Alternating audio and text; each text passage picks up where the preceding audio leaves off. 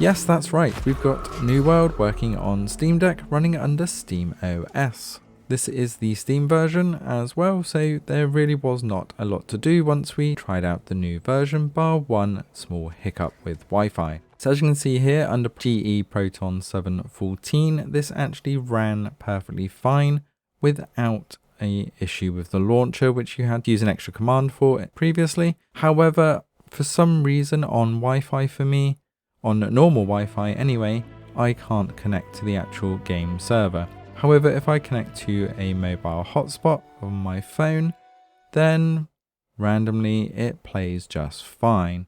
Now I have tried switching back to the normal Wi-Fi while in game and it does kick me out. So I don't know if there's an issue with my Wi-Fi all of a sudden, but it never was an issue on PC. So if you encounter that issue, switch to a hotspot and you will be fine. Now just for those that are interested, around 45 minutes gameplay used around 80 megabytes of data, so not too heavy on the data if you are going to use that hotspot. Game settings wise, I found that the best balance here was to cap at 60 FPS with dynamic resolution scaling and set everything else on medium with the preference for bandwidth streaming on high.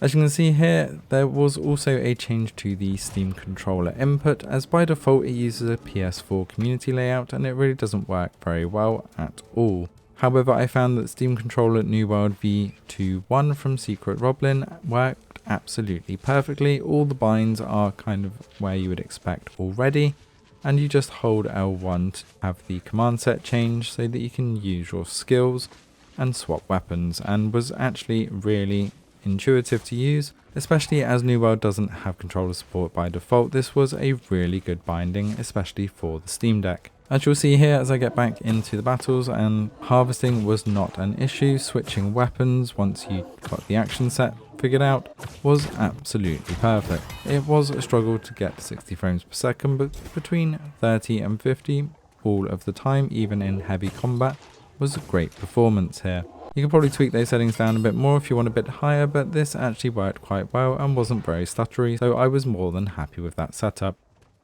I'll leave you with a bit of the gameplay here without me talking so you can get a feel for the performance without me talking, and we will see you next time.